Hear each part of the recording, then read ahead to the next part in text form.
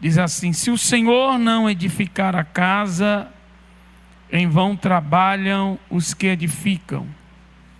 Se o Senhor não guardar a cidade, em vão vigia a sentinela. Inútil vos será levantar de madrugada, repousar tarde, comer o pão de dores, pois assim dá ele aos seus amados o sono. Tomai assento.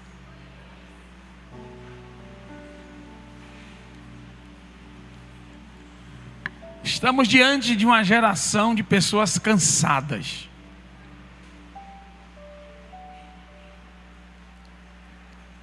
Sobrecarregadas. Pessoas com um nível de atividade assim muito intenso.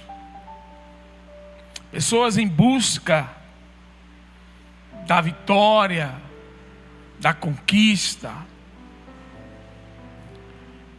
E as pessoas estão, de certo ponto, às vezes desmotivadas. Quando eu leio esse Salmo 127, esses dois primeiros versículos, o salmista faz, é Salomão que está escrevendo aqui,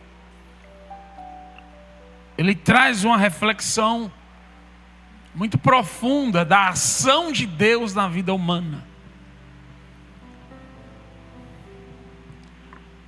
Ele quer passar para nós que Deus ele quer estar presente em todas as áreas da nossa vida.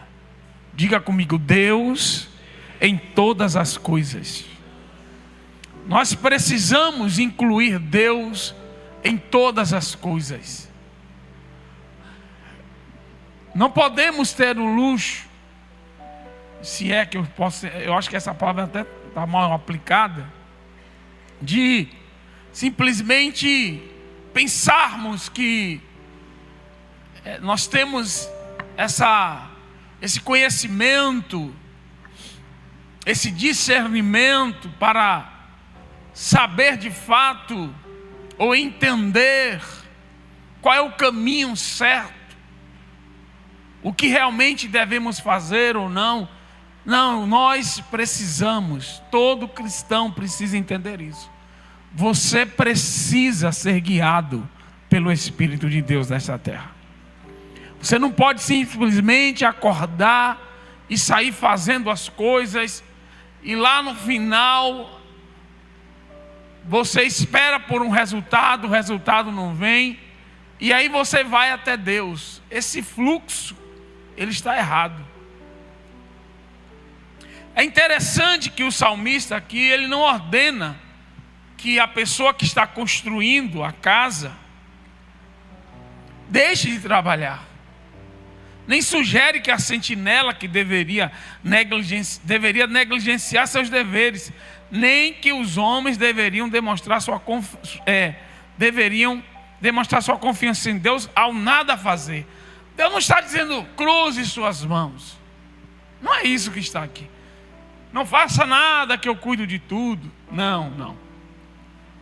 Na verdade, ele está supondo que farão tudo o que puderem fazer. E a partir disso, ele está proibindo. Salomão está dizendo que você não pode fixar sua confiança naquilo que você faz.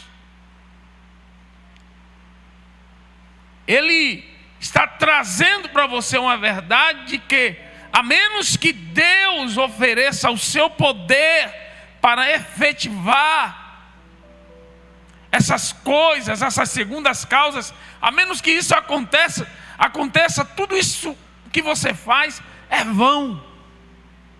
Nós vamos aprofundar isso aqui nesta noite. Ou seja, o que Deus está dizendo é que você precisa manter suas ferramentas prontas, mas você tem que confiar em Deus. Diga comigo, eu tenho que crer trabalhando. Diga, eu tenho que crer trabalhando. E eu tenho que trabalhar crendo. Creia trabalhando e trabalhe crendo.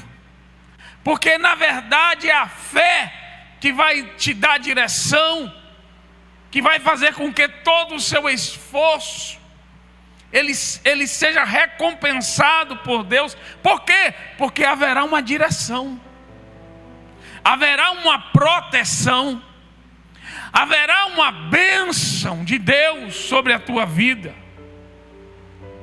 Então eu sei que existem homens que não servem a Deus, irmãos, extremamente bem-sucedidos, mas são pessoas que esgotam sua mente, cansam seu espírito, atormentam sua consciência, e às vezes sem propósito algum. Às vezes, irmãos, Deus não lhes dá um patrimônio, ou não lhes dá o conforto que dele viria. Tem gente que tem muito, mas ele não tem o contentamento daquilo. Não há uma paz depois que se conquista. Não há uma alegria sustentável ao longo dos dias. É aquela explosão de sentimento momentânea, aquele prazer momentâneo, mas que não se sustenta ao longo dos anos. Esse contentamento, essa paz, essa satisfação na alma por aquilo que você realiza, só Deus pode te dar. Só Deus pode te dar. E isso nos dias de hoje está muito mais evidente. Por quê, pastor? Por causa das doenças da alma, da proliferação das doenças da alma. Existe um provérbio que diz que com Deus o pouco, diga comigo, é muito. Mas o inverso também é verdade. Sem Deus o muito é nada.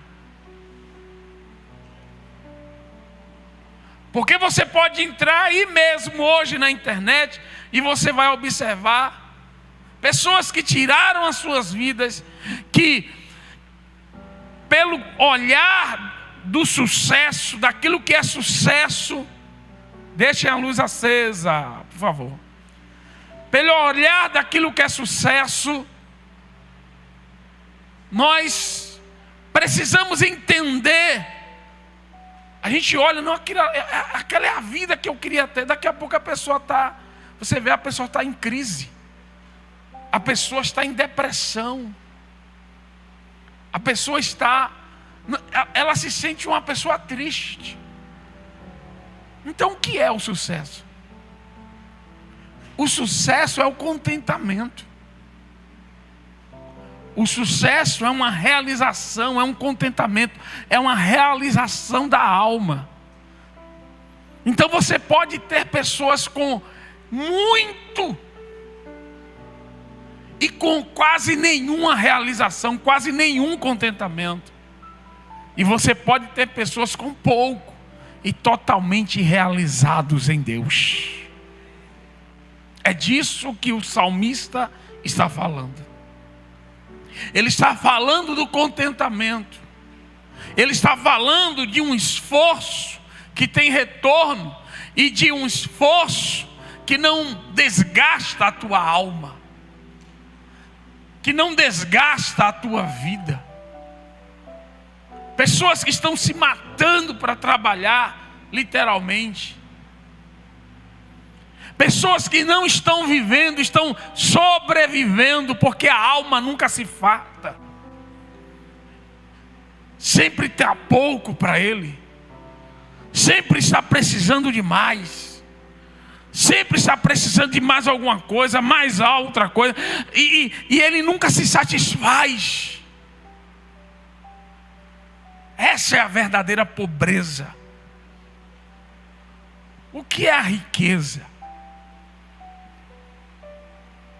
Talvez você tenha 2 quadros aqui, uma pessoa, um casal hoje, numa mesa, num restaurante mais caro de São Paulo, que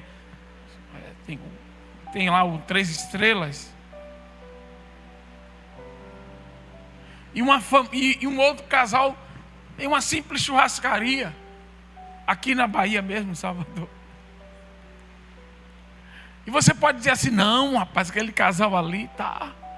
Mas quando você olha esses 2 quadros, você pode ficar espantado quando você percebe que isso não garante, isso não é a medida, porque a medida não é externa, a medida é interna, a medida é a medida da alma. Olha só o que o salmista está dizendo: se o Senhor, eu vou entrar agora no texto, não edificar a casa, em vão trabalham os que a edificam. Ou seja, há 2 maneiras de se edificar uma casa. Primeira, o construtor pode executar o projeto com base em seu próprio conhecimento, com os seus recursos, com a sua expertise, né? Para depois pedir a bênção de Deus sobre o edifício concluído. Ou ele pode esperar até o Senhor lhe conceder orientação específica e prosseguir com Deus plenamente consciente da dependência nele. É Deus em todas as coisas e em todos os dias. Quem está me entendendo aqui? É você saber que Deus não está contigo. É você não chamar Deus para o final do projeto, dizendo assim: Deus, está vendo isso aqui? Eu fiz, eu aconteci, eu construí, eu te peço agora que o Senhor abençoe. Não, é pedir para Deus estar contigo, aleluia, na primeira pedra. Quem está me entendendo aqui? Na primeira fundação da casa. É disso que o salmista está falando.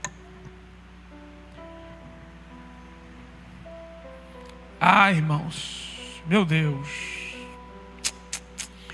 Então, no primeiro caso, o projeto nunca vai além do âmbito carnal.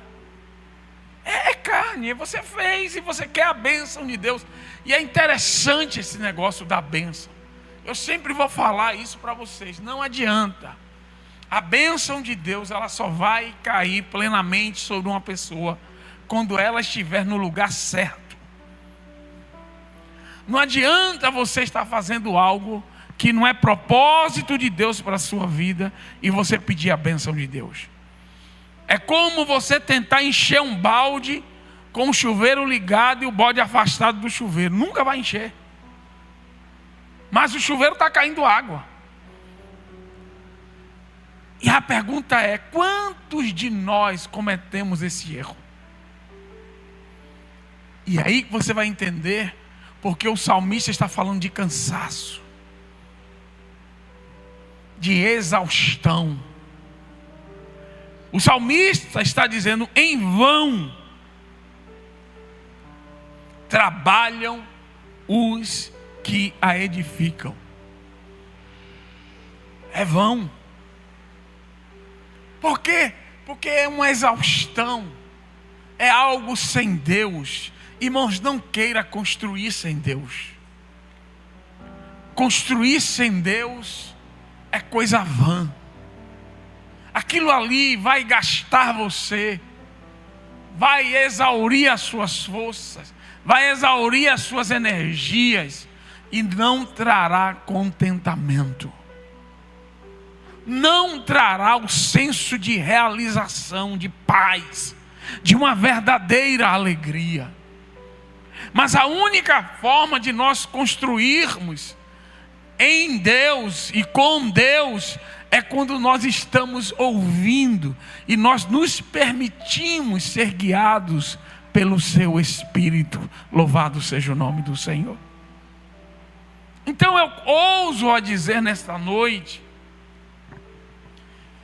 que tem muitas pessoas que hoje estão com a vida, sabe, travada, cansada, que você para e só existe queixas, só existe lamúrios, porque essas pessoas ousaram construir sem Deus, seguiram uma vida de independência, e chegaram e pensaram que Deus era alguém que ele poderia manipular, alguém que ele poderia influenciar. Meus queridos, Deus só abençoa aquilo que está dentro do seu propósito. Só. Entenda isso. Não adianta. Observe bem. Então, enquanto o primeiro caso, construir sem Deus, é algo carnal, no segundo você pode experimentar a emoção, você pode ter a experiência de ver Deus operar por meio da provisão maravilhosa dos recursos necessários para aquele projeto. É fácil identificar alguém que está construindo com Deus. Aleluia. Por quê? Porque você começa a perceber que coisas sobrenaturais, aleluia, estão acontecendo ao longo da sua vida, ao longo daquele projeto. Aleluia. Você percebe Deus se movimentando para abençoar aquele projeto.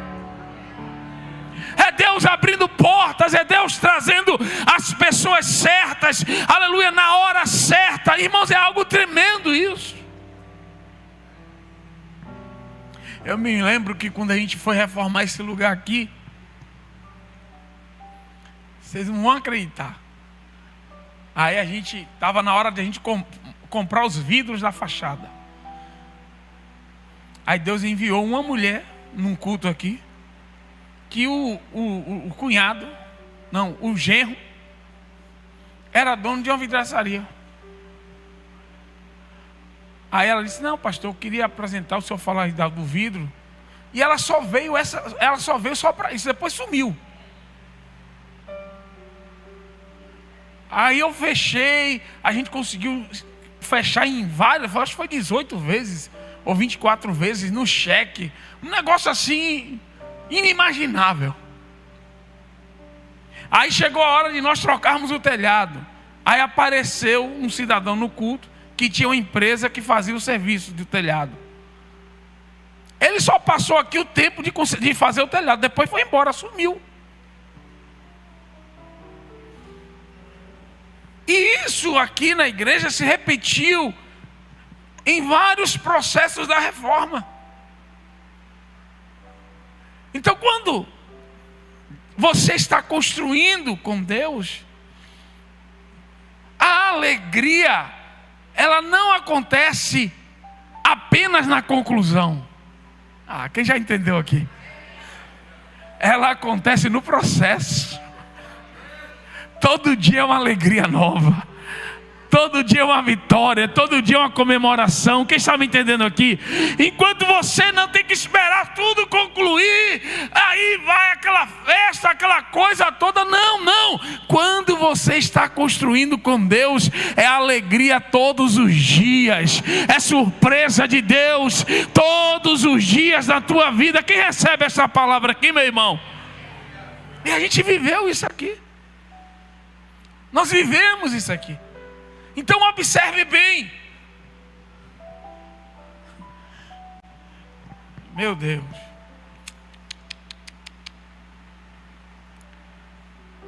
Então quando você... É que eu já estou querendo ir para o outro versículo, mas calma, eu vou esperar aqui. Então construir com Deus faz toda a diferença. Diga comigo, faz toda a diferença. Então, eu quero te aconselhar.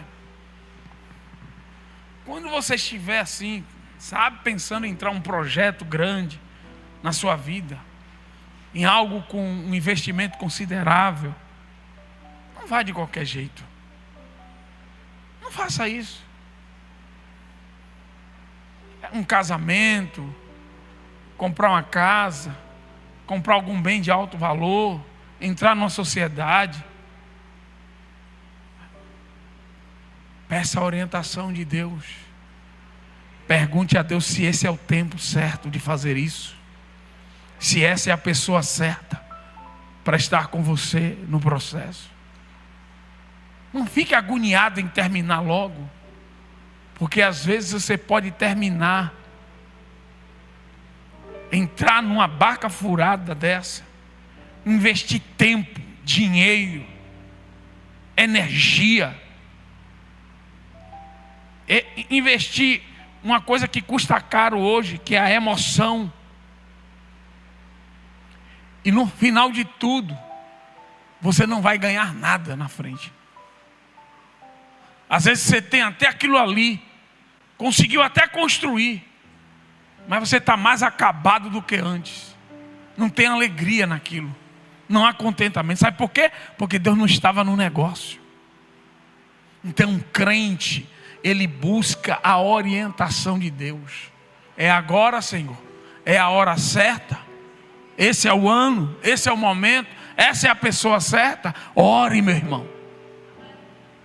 Vai para o quarto, vai buscar. Não entra nessas enrascadas, nessas construções, nesses projetos sem sentido na sua vida.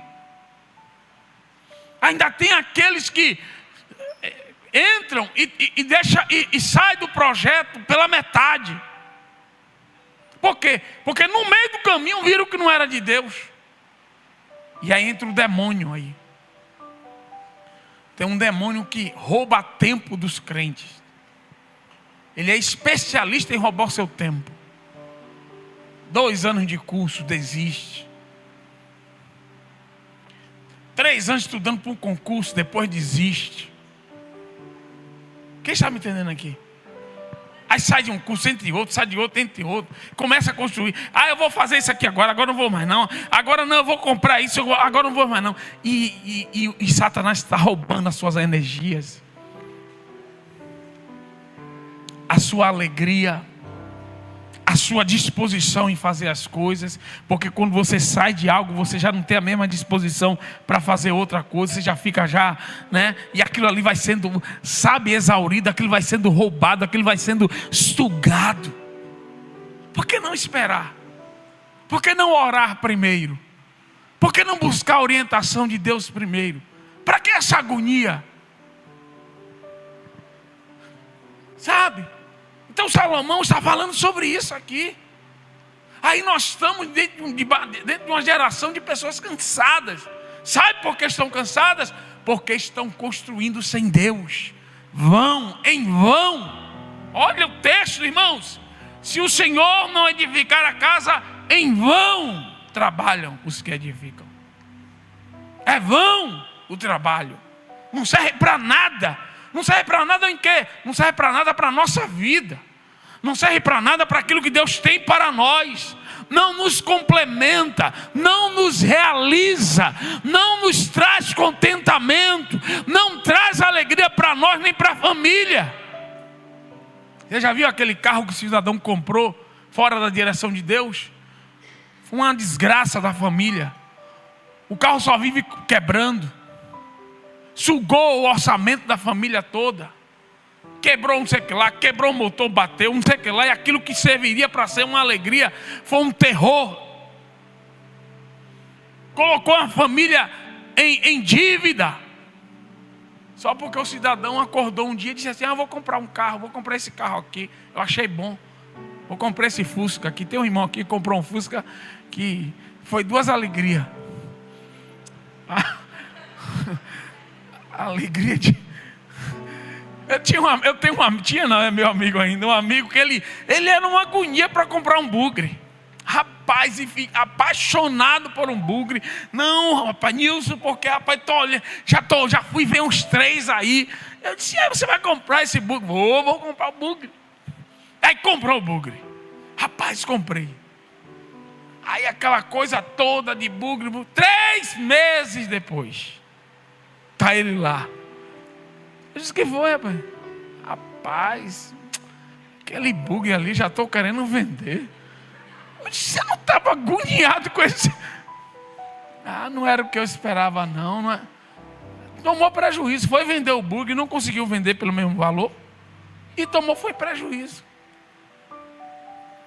Então, não vá sem Deus, não. Eu estou até, tá igual a pregação de domingo, na continuação.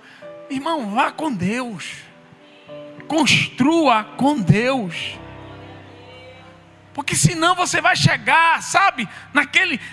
E aí, a inauguração, sabe? Mas não tem um contentamento. O contentamento é a moeda da alma. Sabe? Contentamento é a moeda da alma. É você deitar alegre, dizendo assim: rapaz, é uma sensação boa, sabe? Mas isso só vem quando você está dentro de um propósito de Deus. Quando Deus está contigo nesse negócio. Mas infelizmente, nós nos tornamos mestres em construir sem Deus. E nos tornamos uma geração cansada. Uma geração que corre atrás do vento. Uma geração que dá um soco no ar. Está lutando contra nada. Está se esforçando contra nada. Pare. Pare. Diga: Deus sabe de um, eu quero agora ser direcionado. Eu não vou entrar mais nessas enrascadas não. Então, eu não estou falando, irmão, de você comprar um picolé, sorvete. Estou falando de coisas grandes, coisas que vão interferir na sua saúde. Seja ela financeira, familiar, seja na sua carreira. Quem está me entendendo aqui? No casamento. Então, com todas as vezes que você vai mexer nesses pilares, que são pilares da nossa vida, você não pode simplesmente acordar: vou fazer isso. Ora primeiro, crente. Pede a Deus a orientação. O nosso Deus é Metaberel, Ele é um Deus que fala. Olhe para o irmão e diga assim: o Deus que você serve, profetize para ele aí. Diga: o Deus que você serve, crente, é um Deus que fala. Pastor, onde é que está escrito isso? Jeremias 33:3. Clama a mim e responder-te-ei e anunciar-te-ei coisas grandes e firmes que não sabes. É mistério, meu irmão. Clame e Deus vai falar. Ore e Deus vai se revelar. Deus vai direcionar. Deus vai iluminar o teu caminho. Mas não construa sem Deus. E aí você vai ver aí, você vai se bater com os crentes aí cansados, sabe? Chega a dar uma urticária, chega a dar uma agonia, o cara é cansado, tudo. Você senta 1 minuto, é só reclamação. Cansaço, alma cansada. Está cheio de alma cansada aí, construindo sem Deus. Meu Jesus dos crentes, presta atenção. A segunda ilustração mostra a futilidade do esforço humano sem Deus nessa área de segurança. Algo que o salmista vai dizer: se o Senhor não guardar a cidade, em vão vigia a sentinela. Irmãos, quem crê no que o Salmo diz, que o anjo do Senhor acampa ao redor dos que o temem e os livra? Você crê mesmo nisso, irmão? Você fica com medinho de tudo aí? Porque tem crente que parece que Deus não está no trono mais. Parece que não tem anjo. Tudo tem medo. Eu não estou dizendo que você tem que ser imprudente. Aqui não está dizendo que você tem que votar para acabar com a polícia. Não, não é isso. Aqui está dizendo que a tua segurança, ela está em Deus. Ele é a salvaguarda. Quem está me entendendo aqui? Quando tudo falhar, Ele não falha. Não dormitará o guarda de Israel. Quem recebe essa palavra aqui? O nosso Deus não dorme, o nosso Deus não cochila. Ele continua sendo Deus, e os seus olhos estão continuamente sobre a nossa vida. Então, em nome de Jesus, expulse esse sentimento exacerbado de medo. Tem gente que tem medo de tudo. Imagine crentes, irmãos, que tem que dormir com a luz acesa.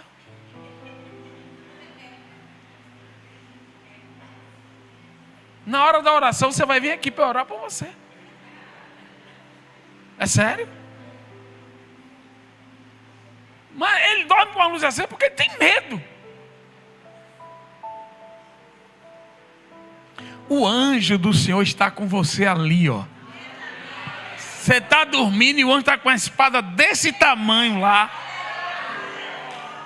Assim, ó, vem Satanás, para tu ver o que é bom para tosse. Ó, vem. Chega a estar molando na coisa da cama, ó. Venha, para você ver o que é bom.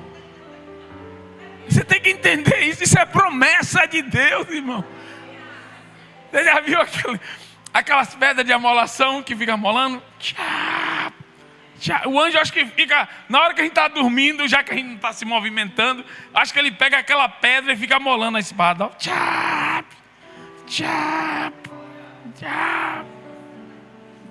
bem amoladinha aqui. Caso o inimigo, os derrotados se apresentem aqui para alguma palhaçada, que ele vai ver o que é bom para tosse. Então eu quero que você entenda aqui que você tem uma promessa. Diga, eu tenho uma promessa. E qual é a promessa? O anjo do Senhor acampa ao redor dos que os temem e os livra, os guarda. É por isso que o apóstolo vai dizer que Satanás está ao derredor. Por quê? Porque o anjo está ao redor. Quem entendeu aqui? Então, aqui é o redor e lá é o derredor. Então, Satanás, no crente, ele não pode se aproximar muito, porque o anjo está aqui. Quem recebe essa palavra aqui? Rapaz, eu sempre, toda vez que eu vou pregar essa mensagem, eu sempre conto dessa experiência, porque não tem jeito. Eu trabalhava numa multinacional e tinha um vigilante lá que era crente. E aí, de vez em quando, de madrugada, eu aparecia lá na empresa para poder... Eu era técnico de manutenção e as máquinas não tem hora para quebrar, né? E às vezes eu chegava lá, 3 da manhã, e buzinava e nada. Eu disse, a pouco ela demorava para vir. E aí a gente começou a dizer, rapaz, esse cara está dormindo, velho. Aí eu disse, rapaz, eu cheguei para o meu colega, disse, rapaz, fulano de tal fica aqui dormindo, velho. Aí um dia, ele estava pela manhã, né? Aí eu fui falar com ele, disse, vem cá, rapaz, você fica aqui dormindo? Ele disse, meu amigo, o que é que a Bíblia diz? Que se o senhor não guardar a cidade,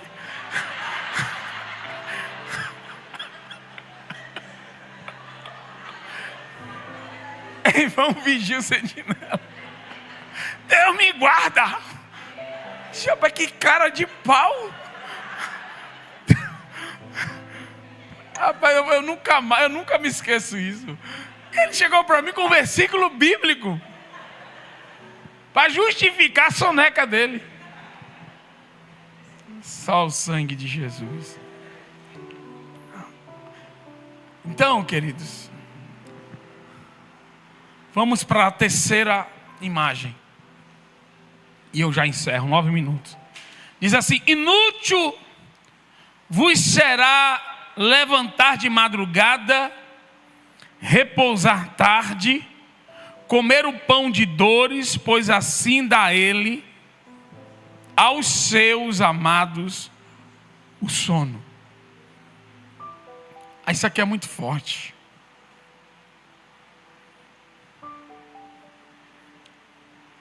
Nosso trabalho, irmãos, só terá recompensa se estivermos no lugar em que Deus nos colocou. Eu fico... Às vezes a gente faz a conta errada. E eu tenho até propriedade para falar isso. Uma vez eu rejeitei um trabalho para ganhar muito bem à noite, um salário altíssimo. Para a época era muito alto. Tipo assim, eu poderia trocar o meu carro de minha esposa todo ano, mas eu não teria vida. Não teria vida. Era trabalho 12 horas, quase, ou só trabalhava à noite, de 10 até de manhã, 6 dias por semana. Praticamente não poderia ir muito para a igreja. Eu simplesmente decidi. Entrei no processo seletivo e depois eu recusei a oferta. Porque você tem que saber fazer a conta certa. Existem coisas que não vale a pena. Não vale, meu irmão. Simplesmente não vale a pena. Então, a gente precisa entender isso. Faça a conta certa. Porque às vezes você está aí nessa loucura de 2, 3 trabalhos, de um trabalho que está sugando a sua vida, roubando a sua vida com seus filhos, com sua esposa às vezes. E perde a razão de ser o trabalho. Um trabalho de ansiedade, de querer alguma coisa, de estar em um patamar financeiro, mas que você está perdendo o patamar social.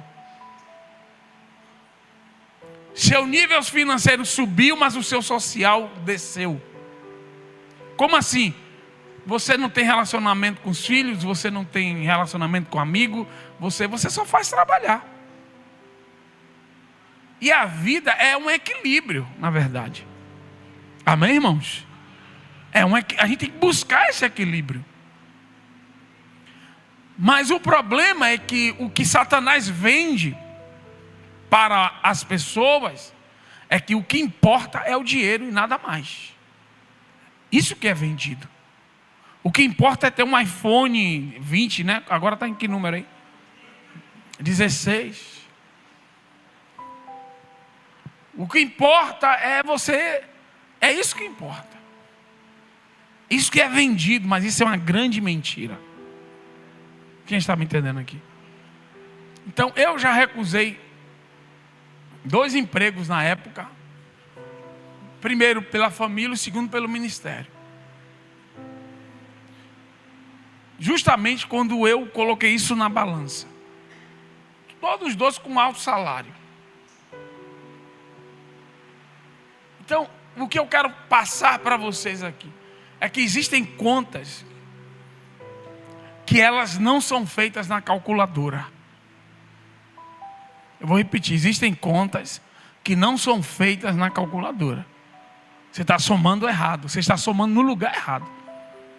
Existe a calculadora social, existe a calculadora familiar. Quem está me entendendo aqui? Existe a calculadora do relacionamento. Não é só a calculadora do dinheiro. Quem está me entendendo aqui? Irmãos, eu me lembro que quando eu comecei a trabalhar, eu ganhava meio salário mínimo.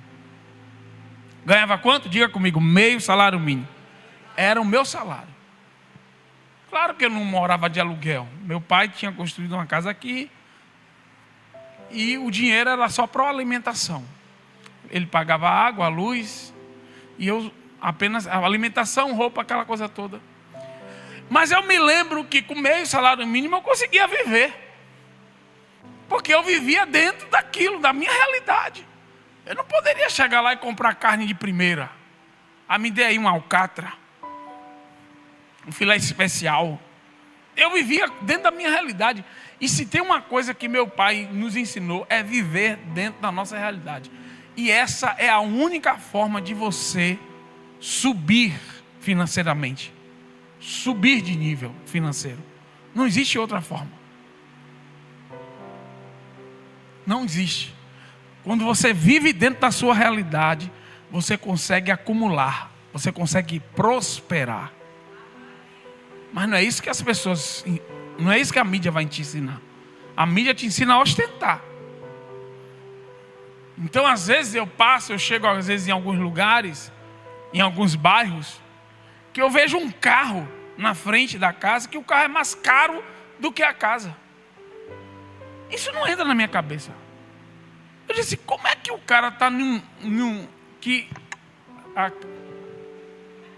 Eu não consigo entender isso. Por que não vende o carro, vai para um lugar melhor, compra um carro mais, e depois você... Mas esse é o Brasil. Isso é o país que a gente vive. É o país da ostentação. Né? É o país da...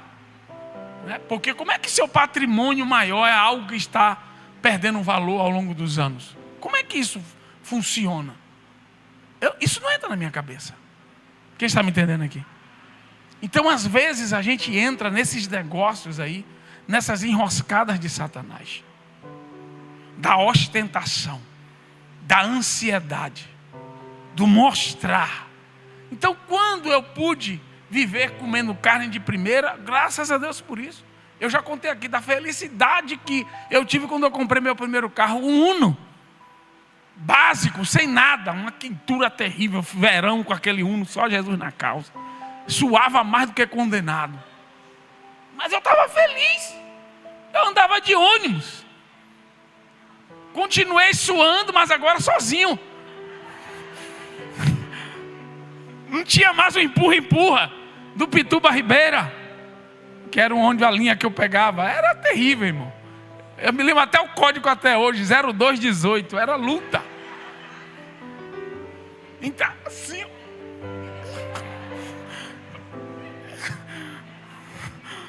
Quem está me entendendo aqui? Então, viva dentro da sua realidade. Respeite os seus limites. E Deus vai te elevar para um novo nível. Quem está me entendendo aqui? Eu sempre respeitei isso. Eu, jovenzinho, ganhava bem, poderia entrar em qualquer loja. Eu poderia entrar em qualquer loja de Salvador e comprar qualquer roupa que eu quisesse. Mas eu nunca vivi assim. Por quê? Porque é ostentação. Eu preferia antes juntar dinheiro e com 25 anos eu comprei uma casa quitada. Poderia estar. Quem está me entendendo aqui? Então, é isso que eu quero falar para vocês. O que o salmista está dizendo aqui? Pão de dores, gerados pela ansiedade, gerados pelo desejo de ter, gerados pelo desejo de ostentar. É inútil trabalhar horas. Sabe por quê? Porque a alegria dessas pessoas está em ter as coisas. Mas o salmista está dizendo que a alegria está em ter Deus na sua vida. Porque se a sua alegria está baseada naquilo que você tem e não naquilo que você é em Deus, irmãos, isso não tem limites. Você vai morrer trabalhando em busca, ostentando e ostentando e ostentando, e aquilo ali nunca acaba. É uma cobiça que vai, sabe? Então, para mim não existe maior prêmio do que você. Isso para mim é a riqueza de você se contentar com pouco, de você se contentar com aquilo que você tem, com aquilo que Deus te deu. Eu não estou dizendo que você não tem que avançar. Quem está me entendendo aqui? Não, porque Deus tem mais para você. Quem está me entendendo aqui, meu irmão?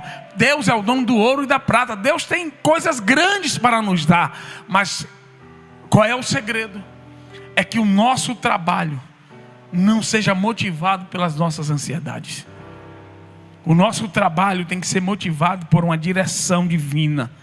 em saber que Deus abençoa todo o trabalho de nossas mãos, em saber que estamos construindo algo lindo e que tudo aquilo que nós conquistamos, tudo aquilo que Deus nos permite viver, tudo é para a glória dele. Louvado seja o nome do Senhor.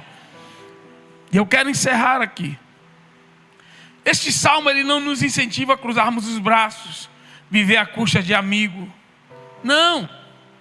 Esse salmo está dizendo para você trabalhar na dependência de Deus. Porque quando você faz isso, você vai chegar em algum lugar. E chegar em algum lugar, aqui é chegar no lugar do contentamento. Eu encerro com Ageu 1:6. Tende semeado muito e recolhido pouco. Comeis, mas não chega para fartar-vos. Bebeis, mas não dá para saciar-vos. Vestivos, mas ninguém se aquece. E o que recebe salário, recebe para pô-lo num saquetel furado. É isso aí. Trabalho de dor. E você vê pessoas aí que ganham muito, que tem tanta coisa, que ganham, mas não conseguem construir nada. Não conseguem construir absolutamente nada na vida. Deus quer te tirar disso. Deus quer te tirar dessa roda, desse círculo vicioso. Quem está me entendendo aqui? Deus quer que você, a partir de hoje, seja direcionado por Ele, sustentado por Ele, orientado por Ele. Ele quer te fortalecer. Ele quer te dar um novo caminho, um novo sentido de vida. Fique de pé.